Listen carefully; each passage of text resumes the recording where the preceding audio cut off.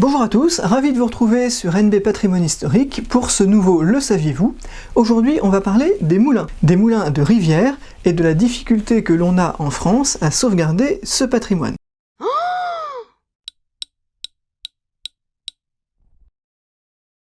Souvenez-vous, dans une vidéo précédente, je vous disais que les églises représentaient la part la plus importante de notre patrimoine architectural. En fait, il faut bien reconnaître que les moulins sont aussi très nombreux, et sur certaines régions ou portions de territoire, ils ont même pu être plus nombreux que les églises. Les moulins sont aujourd'hui en grande partie des propriétés privées, il n'est donc pas étonnant que de nombreuses personnes fassent appel à mes services à ce sujet, et même mon premier client, alors que je venais tout juste de fonder mon entreprise, était un propriétaire de moulin, inquiet à cause de la menace de destruction qui pèse sur son patrimoine. Il n'est d'ailleurs pas le seul, on y reviendra à la fin de la vidéo. J'ai par la suite étudié d'autres moulins, que ce soit pour des recherches historiques ou bien pour aider un propriétaire à attester de son droit d'eau.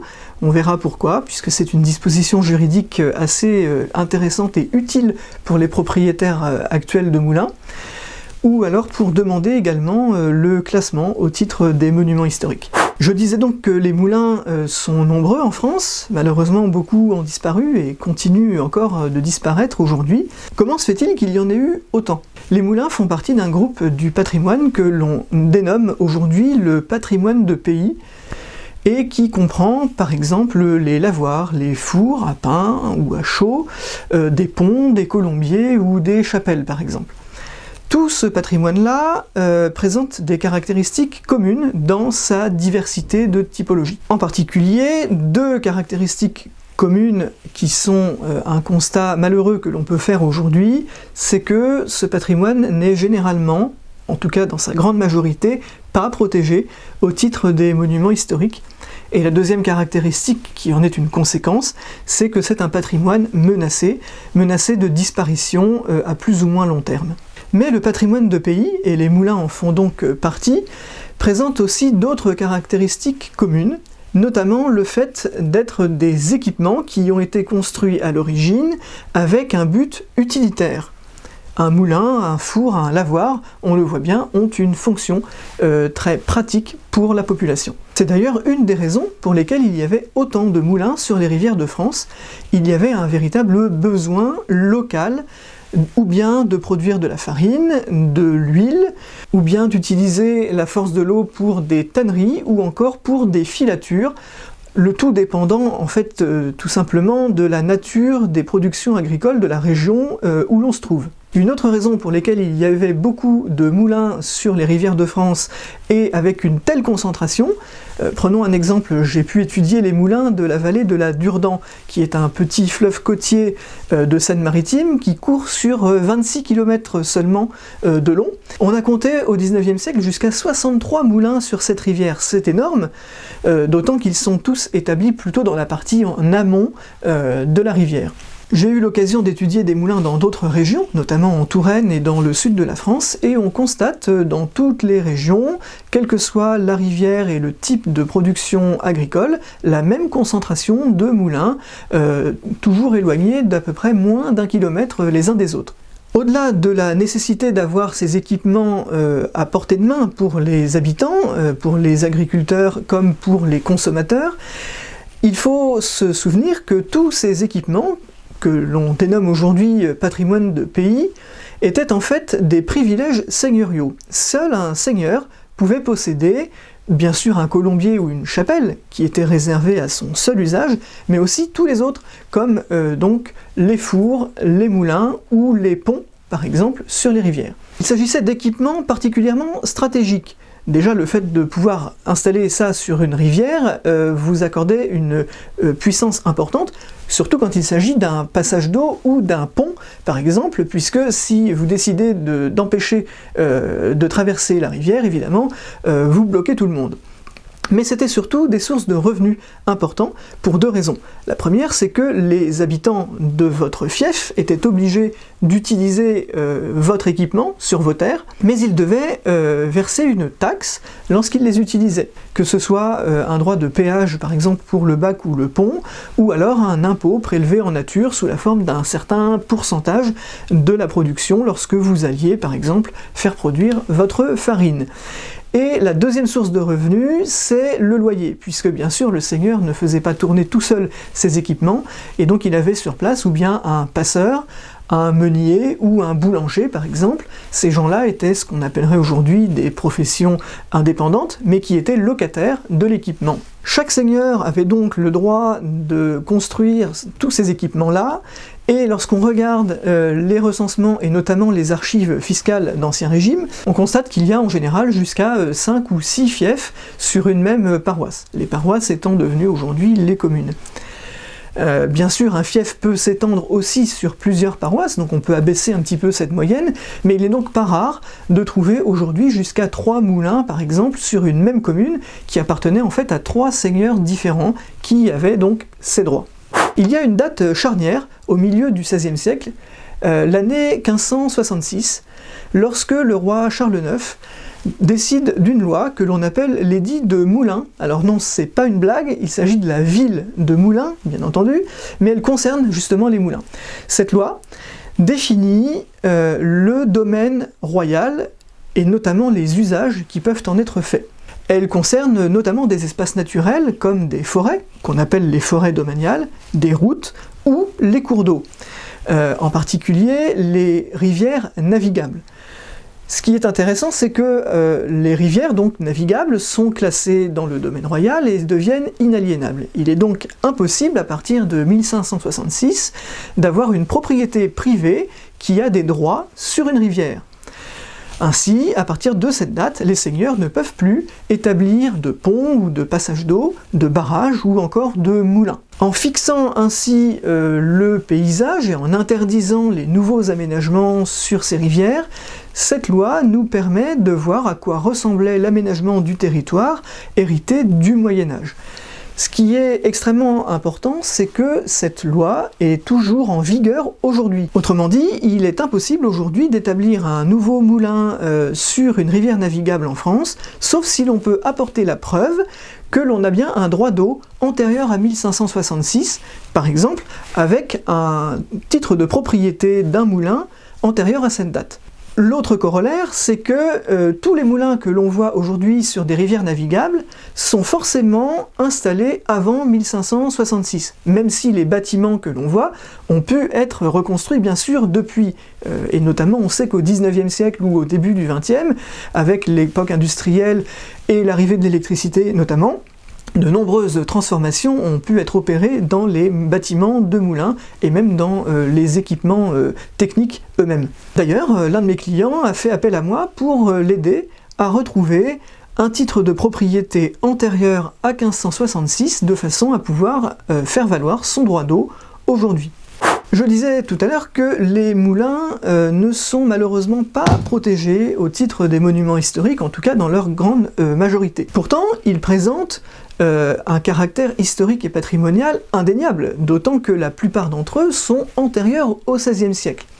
Et le Code du patrimoine précise que pour classer un monument historique, il faut que le monument en question présente un intérêt patrimonial, historique, architectural ou artistique suffisant pour en rendre désirable la conservation. Or, il se trouve que le ministère de la Culture a ajouté des critères plus sélectifs pour éviter bien entendu de tout protéger et de tout muséifier en France, ce qui est tout à fait légitime, mais ces critères sélectifs sont défavorables aux moulins, puisqu'il s'agit notamment du critère d'unicité et d'exemplarité. Il faudrait donc que le monument soit unique en son genre, ou suffisamment important sur le plan par exemple architectural pour avoir influencé d'autres constructions, d'autres réalisations après lui. On voit tout de suite que pour les moulins, mais aussi pour les lavoirs ou les fours, Eh bien, ce patrimoine ne rentre pas dans ces deux critères, puisque précisément leur caractéristique principale est d'être des patrimoines tout à fait communs, répandus d'une manière uniforme et selon les mêmes caractéristiques sur tout le territoire. Alors, faute de protection institutionnelle des moulins, beaucoup disparaissent. La première raison, c'est l'abandon. En effet, les moulins, comme les autres représentants de ce qu'on appelle le patrimoine de pays, je le disais tout à l'heure, avaient une fonction utilitaire lors de leur construction, mais cette fonction utilitaire reflétait une société pré-industrielle. Depuis le XIXe siècle, et d'une manière bien plus accentuée encore dans la première moitié du XXe siècle, tous ces équipements ont progressivement perdu leur utilité. On le voit bien, par exemple, avec les lavoirs au milieu du XXe siècle. Tombés à l'abandon, ils tombent rapidement également en ruine et finissent par disparaître naturellement. Aujourd'hui, sur la soixantaine de moulins que j'évoquais sur la vallée de la Durdan, il en reste malgré tout une quarantaine, mais seuls 8 sont encore la propriété de personnes qui les utilisent, par exemple pour une meunerie traditionnelle ou pour la production d'électricité. Alors vous me direz, même s'ils ne sont pas protégés, lorsqu'ils sont la propriété de particuliers passionnés comme ceux que je viens de citer, les moulins n'ont plus rien à craindre. Eh bien pas tout à fait. La première raison, c'est que lorsque un monument n'est pas classé monument historique, il ne peut pas bénéficier de subventions publiques. C'est donc une difficulté financière pour les propriétaires que de subvenir aux travaux de restauration et d'entretien de ce patrimoine qui est un patrimoine ancien et qui nécessite donc les mêmes techniques et le même financement malheureusement que le patrimoine classé. Heureusement, bien sûr, il existe des associations et des fondations qui viennent en aide au patrimoine non protégé, mais c'est plus difficile et moins systématique, et tout dépend la plupart du temps du bon vouloir et de la générosité des mécènes ou bien du succès des souscriptions publiques. Mais surtout, il reste une menace de destruction, ou en tout cas de dénaturation, des moulins, même lorsqu'ils sont entretenus et même utilisés par des propriétaires. Et cette menace, elle est même organisée, puisqu'elle provient, malheureusement, d'une politique d'aménagement du territoire motivée par le développement durable. Alors, bien sûr, les politiques liées à l'environnement sont tout à fait louables et doivent être menées, mais dans le cas des moulins, elles sont menées en quelque sorte à l'aveugle, parce que comme ces moulins ne sont pas des monuments historiques, ils n'apparaissent pas comme des signaux d'alerte sur les cartes des aménageurs. En effet, la politique dont je parle, c'est celle du rétablissement de la continuité écologique des cours d'eau. Ça signifie, d'une manière assez simple et résumée, que les poissons migrateurs, notamment, doivent remonter les cours d'eau pour aller se reproduire. Or, un moulin est considéré, ce qui n'est pas complètement faux, mais il faut regarder au cas par cas, comme un obstacle infranchissable pour ces poissons migrateurs, comme par exemple le saumon.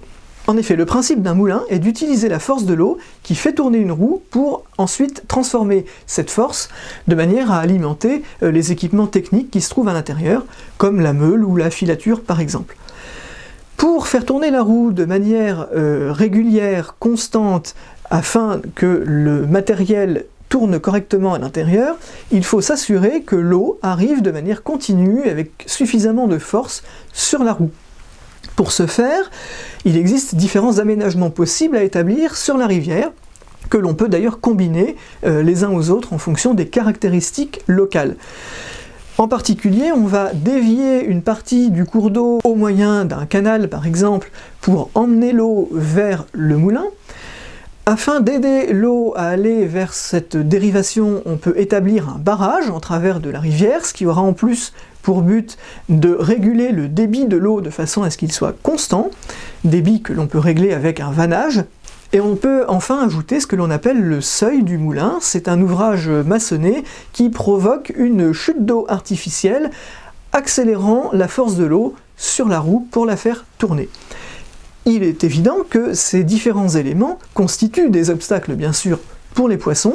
Malgré tout, il est possible de trouver des compromis, comme l'aménagement d'une passe à poissons notamment, qui d'ailleurs est un dispositif installé par les aménageurs eux-mêmes qui mènent cette politique de rétablissement de la continuité écologique sur des barrages, prenons l'exemple sur la Seine du barrage de Pose, qui était totalement infranchissable pour les poissons, et depuis que 2 passes à poissons ont été installés, eh bien les migrateurs peuvent de nouveau remonter le cours du fleuve.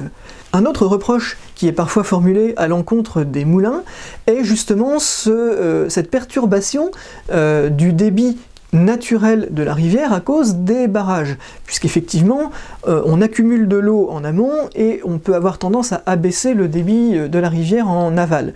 En fait, les barrages disposent de vannage, comme je le disais, ce qui permet de réguler le débit. Ainsi, tout en alimentant comme il est requis le moulin, on peut malgré tout continuer à laisser la rivière avoir un débit relativement naturel. Bien entendu, il faut que les propriétaires prennent le temps et n'oublient pas d'activer ce vannage pour réguler le débit. Il est possible d'ailleurs d'automatiser cette régulation. Et on peut imaginer que les aménageurs qui dépensent de l'argent pour démolir des barrages et des seuils de moulins pourraient peut-être envisager plutôt de subventionner l'installation de passes à poissons pour contourner les obstacles et de vannage pour automatiser cette régulation du débit et retrouver ainsi une rivière qui a un fonctionnement à peu près naturel.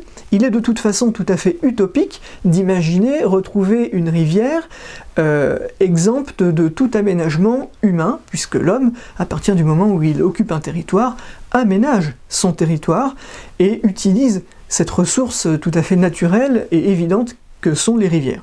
Il ne faudrait pas non plus oublier que les moulins dont on parle ont tous été établis à des dates très anciennes, souvent à partir du Moyen-Âge, et qu'ils appartenaient à des seigneurs, comme nous l'avons vu.